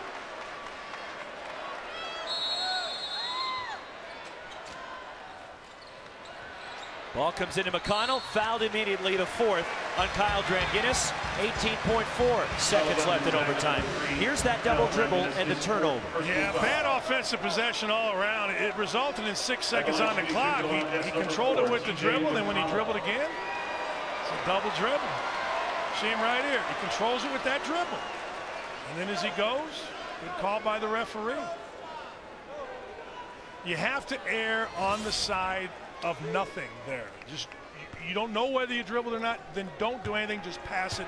Don't risk it. McConnell 1 of 3 at the line today. With the double bonus, shooting 2. Puts Arizona up 2. Sean Miller's Wildcats trying to go to 8-0 and trying to keep that home court winning streak alive. And he takes his timeout here before McConnell will shoot the second free throw. And it's a 30-second timeout. Stanley Johnson getting set to come in. Yeah, I'm guessing he's coming in for Tarczewski. Just because that has been the guy that has been open. The pick and pop has not worked when it's been between Rondé Hollis-Jefferson and Ashley, because those two guys are so good. They just switch it, and Gonzaga can't get anything out of it. So Tarczewski has been the guy that has been loose. So they're going to get him out and I guess switch every single ball screen that you see out of Gonzaga. So one more free throw coming up here for McConnell. If he makes it a 3-point game, if you're Arizona, how do you play this defensively? If you're Arizona, you can't foul right now. There's too much time. You switch every ball screen. You switch every screen. And you switch up, meaning I don't just switch me and you exchanging men. I switch up to increase pressure on the basketball. Now, if it gets low, if it gets under 10, under 6, then you go ahead, I think, and you foul. On the other side, Dan, for Mark Few, you still have a lot of time left. There's 18.4 remaining. If he makes this to make it a 3-point game, do you try to go for a quick bucket, try to get a quick 2? Yeah, you can. You can go for a quick bucket, and the way you do that is you set a ball screen out at about as far out as you possibly can between the top of the key and half court. Open up the court and go to the rim. Because nobody's going to leave a guy to come help if it's a 3-point game. 2-point game, you run your offense, you pick and pop, and you go to the rim late. Michael Greenstein at the scores table across the way. And they're talking about Stanley Johnson subbing in without time coming off the clock, but he was already on the bench, therefore he can come back into the game. McConnell misses, but he gets the tip out, and Arizona has the ball with 16.8 to go, and he's fouled. 4th on Pangos.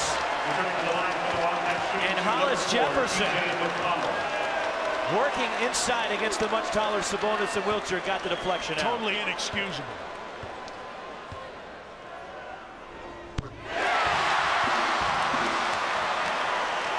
For McConnell, 3 of 6 at the line. And a big one here can make it a 2-possession game. And he misses. Sabonis the rebound. Here comes Bell. Wiltshire to Pangos. They need a 3. Here comes. Wiltshire keeps it alive. Wesley on balance, fouled on a 3. Fouled by Pitts. Is it a 3 or a 2? Deldre Carr with the whistle. They're saying 3, but they will check the monitor here. And Byron Wesley, forcing up the three, draws the foul. Ladies and gentlemen, the game officials must exercise Pangos cleared space. Got a decent look in certain situations. We appreciate your patience. Thank you. Definitely a three. And the foul on Elliott Pitts, his second. What's confusing the officials is maybe the right leg kicking forward, but he's well beyond the three-point line. So with 3.3 seconds left in overtime, 3 free throws coming up for Byron Wesley, which it appears it was clearly a three-pointer there, which he was fouled on. Well, that's a great play by Wiltshire to kick the ball back. Didn't worry about getting it, just slapped it back behind the three-point line. Crowd certainly doesn't like the call. Wesley 3 of 4 at the line today. On the season, 76% for the graduate transfer from USC. And it is 3 free throws. So Byron Wesley, 10 points. Oh man, the crowd is reacting. They're showing it on the big board. Obviously they're biased here at Arizona, but it didn't look like there was much contact there, if any. Pitts called for the foul. So here is Byron Wesley, the senior from Rancho Cucamonga, California. An air ball. Wow. Think the pressure got to him a little bit? A little bit. Crowd pressure. The students behind the basket as Wesley is 0 for 2.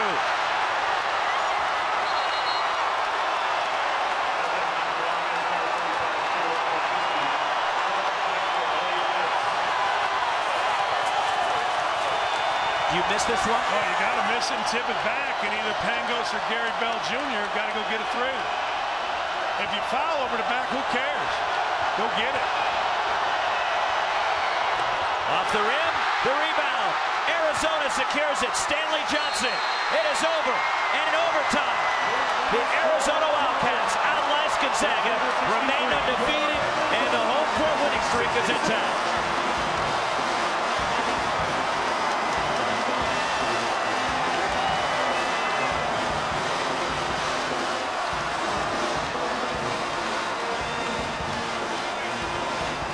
Arizona 8-0, the first loss for Gonzaga, and a tough one for Mark Few and the Zags, who led for the majority of this ballgame. Yeah, Gonzaga came right out and took the crowd out of it, but they weren't able to sustain, and credit Brandon Ashley for coming up with some huge plays when the game was in the balance late in regulation. And you feel for Byron Wesley at the line there with a chance. 3 free throws down 3 with 3.3 remaining. You know, he's a senior. He transferred to play in games like this from USC. Had a real opportunity, didn't get it done. He'll live to fight another day, though. Let's send it over to Jeff Goodman, standing by with Arizona's head coach, Sean Miller. Sean, how important was this win? The way you got it, holding Gonzaga to a season low in points. Well, we have to win with defense right now, Jeff. You know, so much is made of these types of games, and I'm happy that a lot is made of them because they're difficult to play, but we have to become a better overall team, especially on offense. I thought in the first half we really struggled just to move the ball. In the second half we were better, but Gonzaga deserves a lot of credit. They're a really good team. You talked to me about TJ McConnell, what he means to this team. Why was he able to make those big plays down the stretch? He just has a resiliency and a toughness about him. He's a winner. You know, he's got a lot of grit, a lot of toughness, and he does it in the right way. He does it every day. If you come to practice, he's the same tomorrow as he was 6 weeks ago. Thanks, Sean. Congrats. Great stuff, Jeff. And the Arizona Wildcats, they get the win as they hang on 66-63 over Gonzaga. Coming up next on ESPN, College Football Scoreboard for Dan Dawkins and Jeff Goodman. I'm Roxy Bernstein saying so long from Tucson. The number 3 Wildcats remain unbeaten.